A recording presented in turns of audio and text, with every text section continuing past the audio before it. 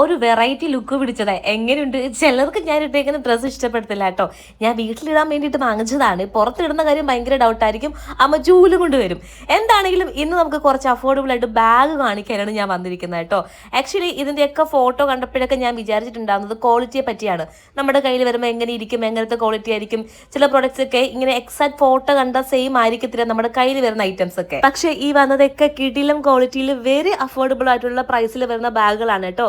Daily use ചെയ്യാനൊക്കെ പറ്റിയ അടിപൊളി ബാഗുകളാണ്. ആൻഡ് ഇതാണ് എൻ്റെ ഫേവറേറ്റ് ആയിട്ടുള്ള ഐറ്റം. മറ്റേത് നമുക്ക് ഇച്ചിരി വില കുറവാണ്, 200-നകത്ത് എന്തോ വരുന്നുള്ളൂ. പക്ഷേ ഇതിന് 500-നകത്താണ് വരുന്നത്. നമ്മുടെ ഓഫീസ് ബാഗായിട്ട് യൂസ് ചെയ്യാം, പെർഫെക്റ്റ് ആണ്. സ്കൂളിൽ കൊണ്ടുപോകാം, ഓഫീസിൽ കൊണ്ടുപോകാം, നമ്മുടെ പേഴ്സണൽ ബാഗായിട്ട് യൂസ് ചെയ്യാം, അതേപോലെ ലാപ്ടോപ്പ് ബാഗായിട്ട് യൂസ് ചെയ്യാം. നല്ല കിട്ടിയിലും ക്വാളിറ്റി. പക്ഷേ ഈ 500-നകത്ത് എന്തുകൊണ്ട് ഇതിന്റെ റേഞ്ച് വരുന്നത് കേട്ടോ. പല ക്രിയേറ്റേഴ്സും ഇതിന് മുന്നേ ഈ ബാഗിന്റെ റിവ്യൂ പറയുന്നത് ഞാൻ കണ്ടിട്ടുണ്ട്.